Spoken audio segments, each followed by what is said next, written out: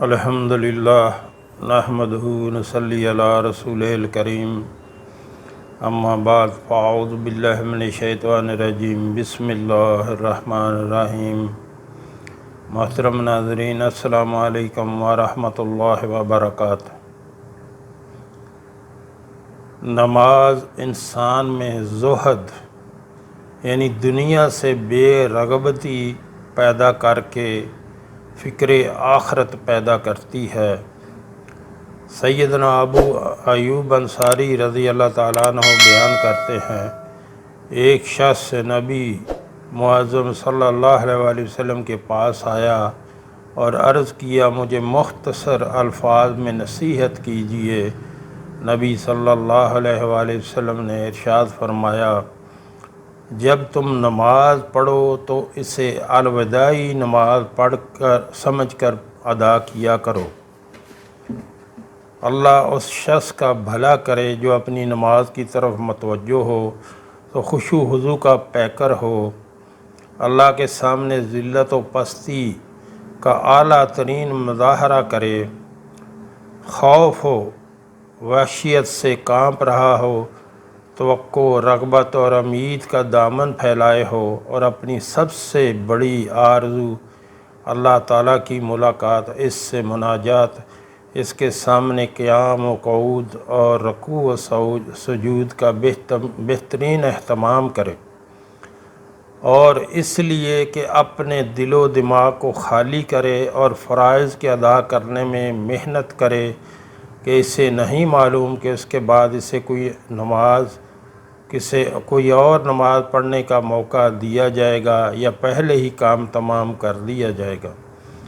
وہ اپنے رب کے سامنے کھڑا ہو تو غم و حزن کا مجسمہ ہو، نماز کی مقبولیت کا متوقع اور اس کو رد کر دینے سے خائف ہو۔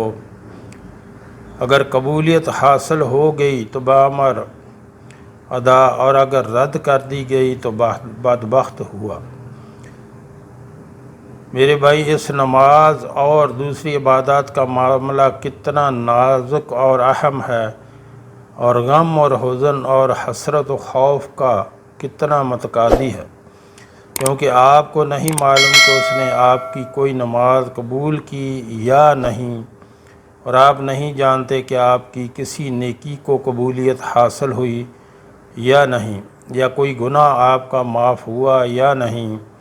اس کے باوجود آپ ہنس رہے ہیں، غفلت میں سست ہیں، غفلت میں مست ہیں اور زندگی سے نفع کما رہے ہیں، حالانکہ آپ کو یقین نہیں کہ آپ جہنم میں جائیں گے، اور نہ یہ یقین ہے کہ آپ اس سے نکل بھی آئیں گے، تو آپ سے زیادہ اور کوئی رونے اور رنجیدہ رہنے کا حقدار ہے؟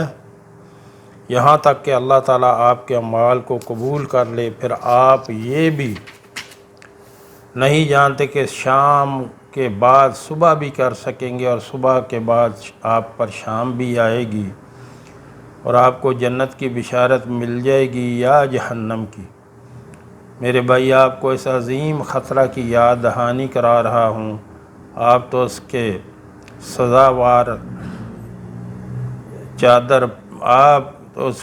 سزاوار ہیں کہ مال و اولاد اور حباب میں مست نہ ہوں۔ حیرت ہے کہ آپ پر غفلت و سرمستی کی اس غفلت اور سرمستی کی۔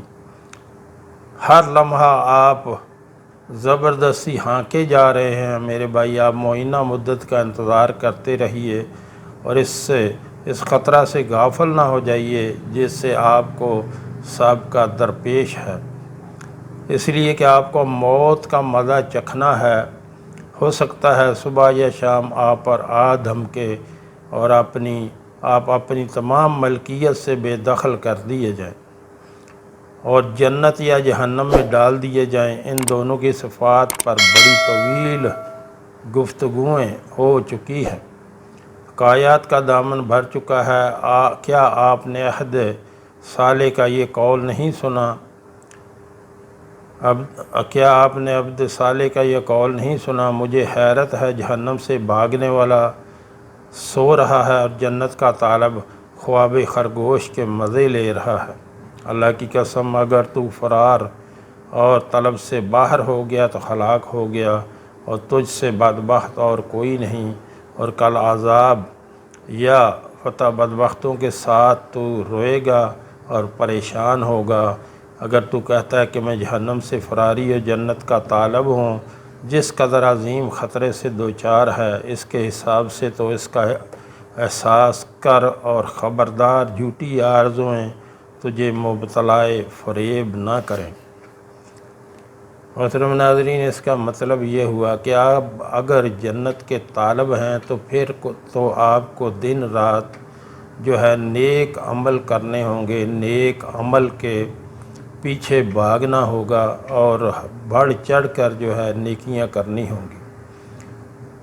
یہ غفلت ہے کہ بندہ کوئی نیک عمل نہ کرے اور کہے کہ میں جنت کا طالب ہوں۔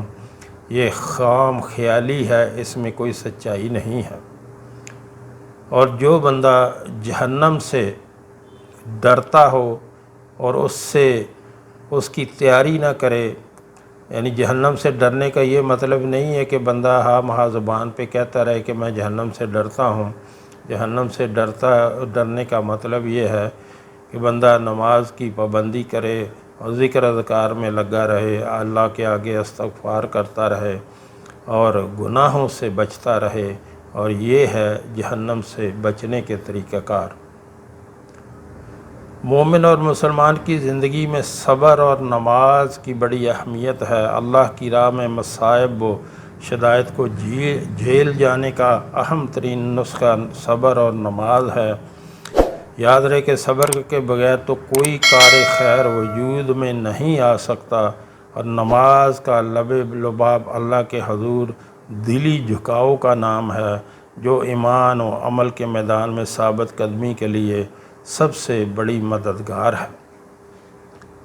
یعنی صبر اور نماز جو ہے اس کا آپ جو ہے سہارا لیں۔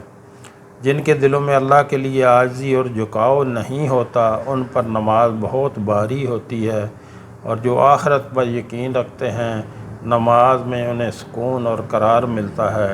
اسی لیے اللہ تعالیٰ نے فرمایا وَاسْتَعِینُوا بِالصَّبْرِ وَالصَّلَاةِ وَإِنَّهَا لَكَبِیرَةٌ إِلَّا عَلَى الْخَاشِعِینَ، اور مدد لو صبر اور نماز کے ذریعے، اور یہ نماز بہت بھاری ہوتی ہے سوائے ان لوگوں کے جو اللہ سے ڈرتے ہیں۔ اور دوسرے مقام پر فرمایا یا ایھا الذین آمنوا استعینوا بالصبر والصلاۃ ان اللہ مع الصابرین، اے ایمان والو صبر اور نماز کے ذریعے مدد طلب کرو، بے شک اللہ صبر کرنے والوں کے ساتھ ہے۔ محترم ناظرین، یہاں آپ سے ایک گزارش کرنا چاہوں گا۔ ہمارے ہاں دن کے ٹائم میں ایک دسترخوان چلایا جاتا ہے جو کہ فری آف کاسٹ، بلا معاوضہ، اس میں کوئی بھی کھانا کھا سکتا ہے۔ ہمارے آقا صلی اللہ علیہ وآلہ وسلم کا فرمان ہے کہ سلام کو عام کرو، یعنی سب کو سلام کرو، کوئی جاننے والا ہو یا نہ جاننے والا ہو، اور لوگوں کو کھانا کھلاؤ، سلامتی کے ساتھ جنت میں داخل ہو جاؤ گے۔ تو جو ہمارے بہن بھائی ملک میں یا ملک سے باہر، مثلا امریکہ، کینیڈا، برطانیہ، یورپی ممالک، خلیجی ریاستوں میں رہتے ہیں، اللہ نے ان کو اپنے فضل سے بہت نوازا ہوا ہے، ان سے گزارش کروں گا کہ آپ بھی اس کار خیر میں اپنا حصہ ضرور ڈالیں۔ یہ آپ کے تعاون سے اور اللہ کے کرم سے ہمیشہ چلتا رہنا چاہیے۔ جو آپ نے اللہ کے راستے پہ خرچ کر دیا تو اللہ اس کو دنیا میں بھی کئی سو گنا بڑھا کر واپس کر دیتا ہے، اور وہ آخرت کا ذخیرہ بن جاتا ہے۔ جو آپ نے دنیا پہ خرچ کر دیا وہ ضائع ہو گیا۔ تو اپنے ہاتھوں سے اللہ کے دیے ہوئے مال کو اللہ کے راستے پہ خرچ کریں، بعد میں کوئی کسی کے لیے کچھ نہیں کرتا۔ ویڈیو کے شروع میں میرا نمبر چل رہا ہے، اور ویڈیو کے نیچے میرا واٹس ایپ نمبر چل رہا ہے، اس پہ آپ رابطہ کر کے طریقہ کار پوچھ سکتے ہیں۔ اللہ ہم سب کو نیک عمل کی توفیق عطا فرمائے۔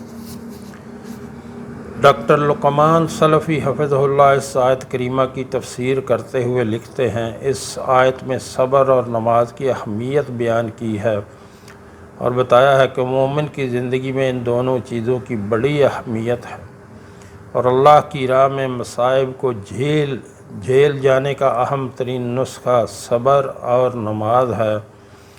یہاں یہ بات قابل ذکر ہے کہ صبر کی 3 قسمیں ہیں: محرمات اور معاصی سے اجتناب پر صبر کرنا، ہمارے صالحہ اور اللہ کی اطاعت پر صبر کرنا، مصائب و حادثات زمانہ پر صبر کرنا۔ شیخ الاسلام ابن تیمیہ اپنی کتاب میں لکھتے ہیں، حاکم کے لیے بالخصوص اور رایا کے لیے بالعموم 3 چیزوں کا عظیم مددگار ثابت ہوتی ہیں۔ نمبر 1، اللہ کے لیے اخلاص اور دعا اور خیر، اور اللہ کے لیے اخلاص اور دعا اور غیر دعا کے ذریعے اس پر توکل اور دل و جان سے نماز کی حفاظت و پابندی، جو اللہ کے لیے اخلاص کی اصل ہے۔ نمبر 2، مخلوق کے ساتھ بھلائی کرنا اور زکوٰۃ ادا کرنا۔ نمبر 3، تکلیف، مصیبت اور حادثات زمانہ کے وقت پر صبر کرنا۔ مزید برآں اللہ تعالیٰ صبر کرنے والوں کے ساتھ ہے، اور یہاں معیت سے مراد معیت خاصہ ہے جو اللہ کی محبت اور اس کی نصرت و قربت پر دلالت کرتی ہے، یعنی اللہ صبر کرنے والوں کے ساتھ ہے، ان سے محبت کرتا ہے اور ان کی مدد کرتا ہے، اور صبر کرنے والوں کے لیے اس سے بڑھ کر اور کیا فضیلت ہو سکتی ہے کہ اللہ ان کے ساتھ ہے۔ اور معیت کی ایک دوسری قسم معیت عامہ ہے، یعنی اللہ اپنے علم و قدرت کے ذریعے اپنے بندوں کے ساتھ ہے، جیسا کہ اللہ نے فرمایا وَهُوَ مَعَكُمْ أَيْنَمَا كُنْتُمْ، اور وہ تمہارے ساتھ ہوتا ہے جہاں تم ہو، اور یہ معیت تمام مخلوق کے لیے ہے۔ تو محترم ناظرین، نماز اور صبر جو ہے یہ بہت بڑی، یعنی جب بھی کوئی آپ کو پریشانی ہو تو آپ 2 رکعت نماز پڑھ کر اللہ سے جو ہے وہ مدد مانگیں اور ہمیشہ نماز کی پابندی کرتے رہیں، اور کوئی مصیبت آ جائے تو اس پر صبر کریں اور اللہ سے مدد مانگیں۔ اللہ ہمارا بہترین مددگار ہے۔ اللہ کے آزمانے کا بندے کو طریقہ یہی ہے کہ اس کا صبر آزماتا ہے۔